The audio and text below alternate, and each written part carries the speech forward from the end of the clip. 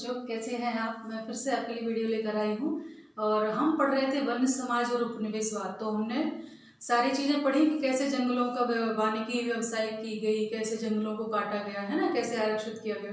इसी क्रम में आज हम चलेंगे वन आंदोलन के बारे में, है ना। वन विद्रोह जो हुए थे, यानी वनवासी जो वहाँ, जब वन है तो वनवासी भी होंगे जो वहाँ रहते थे, उनके हित प्रभावित हुए तो स्वाभाविक है विद्रोह तो होगा ही, है ना। तो आज हम जिनकी बात कर रहे हैं वो हैं हमारे बस्तर के, है ना। बस्तर जो है पहले मध्य प्रदेश में ही था और अभी छत्तीसगढ़ में है ना। अब छत्तीसगढ़ अलग हुआ है मध्य प्रदेश से, तो अब वो छत्तीसगढ़ में है, ठीक है। तो छत्तीसगढ़ के सबसे आखिरी छोर पर है, दक्षिणी छोर पर, जहाँ उसकी जो सीमाएं हैं वो आंध्र प्रदेश, महाराष्ट्र और उड़ीसा से लगती हैं, ठीक है। इसका जो केंद्रीय भाग है वो पठारी क्षेत्र है। वहाँ जंगली आदिवासी लोग रहते थे, जंगल के लोग, है ना, वनवासी। तो वहाँ कौन कौन सी चीजें थी उनके बारे में आज पूरा चर्चा करेंगे। तो चलिए स्टार्ट करते हैं। सबसे पहले हम देखेंगे वन विद्रोह। आज हम पढ़ रहे हैं वन्य समाज और उपनिवेशवाद के अंतर्गत। तो बस्तर के लोग, आज हम इसमें पढ़ेंगे बस्तर के लोग और लोगों का भय, दो चीजें, है ना।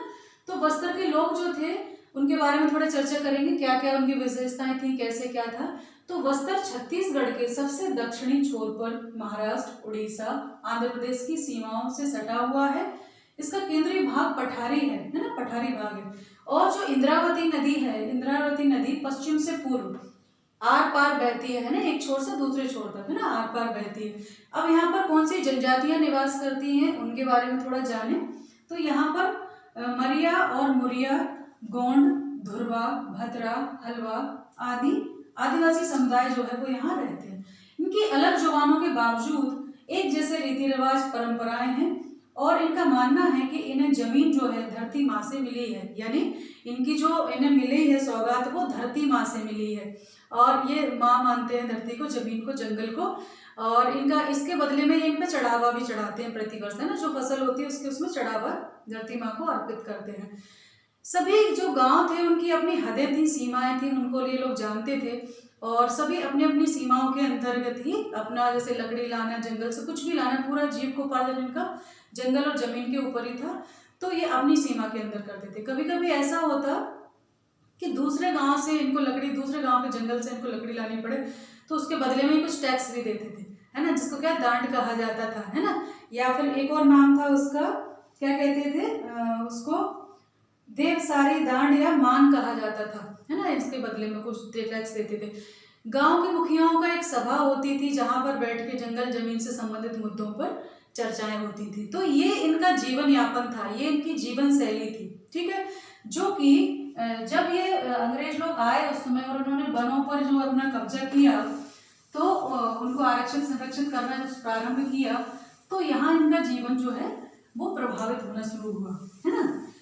तो जब प्रभावित हुआ, तकलीफ हुई, तो तकलीफ से निपटने के लिए कहते हैं ना कि मरता क्या न करता वाली स्थिति होती है, तो फिर कुछ भी कर गुजरने के लिए ये लोग तैयार होते हैं, ठीक है।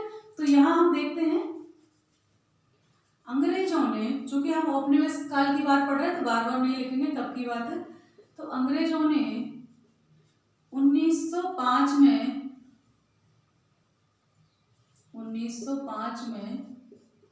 2/3 जंगल को आरक्षित कर दिया। कितना? 2/3, है ना। 2/3 जंगल आरक्षित कर दिया, ठीक है, आरक्षित कर दिया गया। अब इन जो आरक्षित कर दिया तो यहाँ जो गांव बसते थे उन गांवों को खाली करा लिया गया। कुछ लोगों को छोड़ा गया तो इस शर्त पर छोड़ा गया कि वो जो ये लकड़ी की ढुलाई है, कटाई है, ये सब काम मुफ्त में करेंगे, बेगार के रूप में, ठीक है। इस शर्त पर इनको यहाँ छोड़ा गया था। तो ऐसे में ये शोषण प्रारंभ हुआ, लोग परेशान होते थे। कभी कभी तो क्या करते थे ये लोग, जो रहने देते थे ना उसके बदले में नाजायज मांगे भी उन अफसरों ने शुरू कर दी थी, जो अपने काल के अंग्रेज अफसर थे, कि हमें बदले में ये दो, टैक्स दो, खाने का सामान दो, फ्री में आप बेगार करो। ये सब चीजें जब बहुत ज्यादा असहनीय हो गई तो फिर यहाँ पर विद्रोह प्रारंभ हुआ। स्वाभाविक है, विद्रोह तो होगा ही। तो ऐसे में क्या हुआ कि अकाल भी पड़ गया था, है ना। अकाल जो पड़ा था वो कब पड़ा था? 1889 व 1900 एवं 1907 और 1908 में लगातार यहाँ अकाल पड़ा। ऐसे में बहुत दिक्कतें शुरू हो गई और ऐसे भी ये लोग नाजायज टैक्स मांगते थे, बेगार कराते थे, है ना, खाने पीने का सामान मांगते थे जो अधिकारी थे वो। तो इस तरह से ये लोग परेशान हो गए और उन्होंने विद्रोह करना शुरू किया। ठीक है, विद्रोह कैसे हुआ कि बाजार थे, हाट थी, या जो सभाएं थी या त्योहार होते थे, वहां पर जो लोग एकत्रित होते थे, वहां पर लोगों ने अपनी चर्चाएं प्रारंभ करनी शुरू कर दी कि हमें इस विद्रोह, इस समस्या से निपटने के लिए कुछ उपाय करने होंगे। ठीक, तो इस क्रम में इन्होंने कर दिया था। तो क्या किया इन्होंने, जहाँ पुजारी इकट्ठे होते थे वहां सारा ये सब इकट्ठा होना कर दिया। तो वैसे तो कोई इनका जो तीर कमान थे, मिट्टी के ढेले थे, मिर्चें थी, इन सबको गांव-गांव में ये चीजें देखने को मिली और ये विद्रोह का प्रतीक थी। ठीक है, किसके, अंग्रेजों के विरुद्ध। इन लोगों का एक बिगुल था, है ना, इनके विरोध में जगह जगह मिला। तो लोगों ने फिर क्या किया, हालांकि कोई प्रभावी नेता इनका नहीं था, लेकिन गुंडा धूर करके एक व्यक्ति थे, प्रभावी व्यक्ति माना गया इस आंदोलन का, है ना, को प्रभावी नेता माना गया। लेकिन नेता कोई औपचारिक नहीं थे, लेकिन फिर भी इनको माना गया और सभी गांवों में ये विद्रोह करना शुरू हुआ। अब क्या हुआ, तो बदले में अब क्या किया, पुलिस मुख्यालय जला दिए गए, पुलिस थाने, बाजार आदि लूट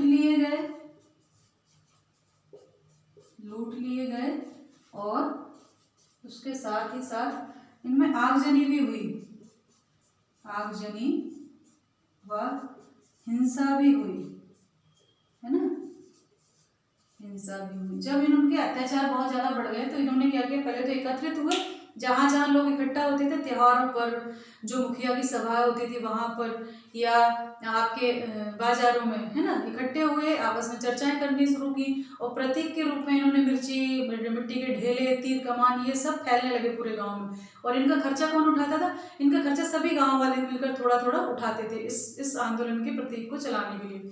अब इसके साथ साथ इन्होंने क्या किया, बाजारों को लूटना शुरू कर दिया, पुलिस थानों को, क्योंकि ये विरोध कर रहे थे, विद्रोह कर रहे थे कि कैसे भी ये लोग जो है भाग जाएं यहाँ से, है ना, और ये जंगल छोड़ दें। तो इसके लिए उन्होंने ये सब करना शुरू किया। लेकिन उसके बदले में जो अंग्रेज लोग थे उन्होंने अपनी सेना भेजी, है ना, पुलिस भेजी और सेना भेजी और इन लोगों को मारा गया। इन सबको चुन चुन कर जो है मारा गया। जो विद्रोही थे उनको पकड़ा गया, उनको दंडित किया गया, उनको कोड़े बरसाए गए, है ना, कोड़े बहुत सारे बरसाए गए, उनको जगह जगह लाठी चार्ज भी हुआ। तो ऐसे में लोग भागने लगे, वो अपने गांव के गांव जो है वो खाली हो गए थे, लेकिन जो लोग रह गए थे उनको पकड़ लिए। लेकिन फिर भी इतना सब होते हुए भी इनका लगभग 2 महीने तक ये सब चला, जनवरी फरवरी मार्च तक। लेकिन फिर भी जो नेता माना गया, वैसे आधिकारिक नेता नहीं थे, गुंडा धूर करके, वो व्यक्ति को फिर भी ये लोग नहीं पकड़ पाए थे। ठीक है, अब उपलब्धि क्या हुई थी, उपलब्धि ये हुई कि जो आरक्षण का कानून था वो डिले हो गया, है ना, आरक्षित वन का काम जो है स्थगित कर दिया गया कुछ समय के लिए। ठीक है, स्थगित कर दिया गया और उसके बाद जब ये आया भी तो फिर इनका जो आरक्षण का क्षेत्र था यानी 2/3 इन्होंने कर दिया था, वो आधा कर दिया गया। तो ये इसकी उपलब्धि थी, है ना। तो ये वन आंदोलन था, वनवासी आंदोलन था जो कि चला और इसकी इतना ही इनके संघर्ष यही नहीं रुके। बाद में भी जब स्वतंत्र हो गया भारत तो जो बात हुई कि भाई वनों के पेड़ बदले गए, दूसरे पेड़ लगाए गए, आरक्षित वन तो वहीं से शुरू हो गए थे। बाद में भारत में भी ये सब चलता रहा, भारत सरकार के टाइम पे भी, है ना। और 1970 में लगभग जो हमारी सरकार थी उसने भी, ठीक है, 1970 के दशक में करीब 46,000 पेड़ जो है काटे गए। यानी उसके बाद स्वतंत्रता के बाद भी इनका संघर्ष जारी रहा, यानी इनकी कहानी यहीं खत्म नहीं हुई, इनका संघर्ष जारी रहा। ठीक है, जारी रहा और जो पेड़ लगाए गए थे, बांध की जो करी जा रही थी, ठीक है, जंगलों को औद्योगिक उपयोग के लिए आरक्षित रखने की नीति कायम रही। ठीक है, जंगलों को औद्योगिक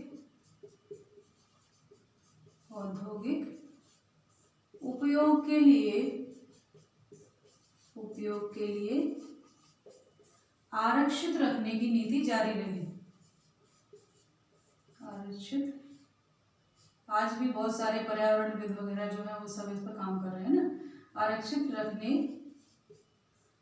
की नीति जो है वो जारी रही, ठीक है।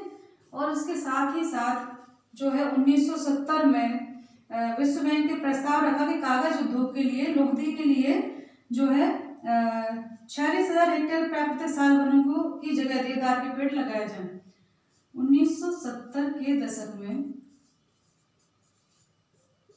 में विश्व बैंक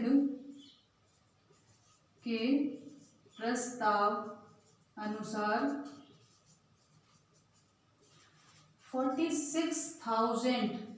46,000 साल के पेड़ों के बदले, साल के पेड़ या वृक्षों के बदले क्या देवदार के पेड़ लगाने का प्रस्ताव पास हुआ है ना। देवदार के वृक्ष लगाने की बात हुई, जिसका विद्रोह इन लोगों ने भी किया और जो पर्यावरणविद थे उन्होंने भी किया, है ना। 46,000 हेक्टेयर में, है ना, हेक्टेयर में साल के पेड़ों के बदले देवदार। इन्होंने कहा कि भाई चूंकि कागज की लुगदी बनाने के लिए कागज चाहिए, उपलब्ध चाहिए, तो इन जंगलों में साल के पेड़ों को हटाओ, देवदार के पेड़ों को लगाओ, ठीक है। तो चूंकि जंगल के लोग तो इससे परेशान थे ही थे, साथ ही साथ पर्यावरणविदों ने भी मुद्दा उठाया और फिर ये काम कहीं कहीं स्थगित हो गया। तो ये सारी कहानी है, यानी जंगल से संबंधित जो सारे लोग थे वो औपनिवेशिक काल से ही कहीं ना कहीं शोषित होते चले आ रहे थे। आज भी समय समय पर जब भी कोई काम होता है, जैसे विकास के नाम पर आप देखो कि वहाँ पर कभी कुछ बांध बनना है या कुछ भी सड़क बननी है, तो ये हटाया जाता है तो इन लोगों के काम प्रभावित होते हैं, इन लोगों के जनजीवन प्रभावित होता है और ये लोग विद्रोह करते हैं, अपनी मांगों को रखते हैं। तो ये वाला वीडियो भी यहीं समाप्त करती हूँ। अगले वीडियो में आपसे फिर मिलूंगी और हम विश्व के अन्य जो जंगल हैं वहाँ के वनवासियों के बारे में जानेंगे। ये तो हमारे भारत के बस्तर का मुद्दा था। तो ध्यान रखिए, पढ़ाई करते रहिए। नमस्ते सभी को, धन्यवाद।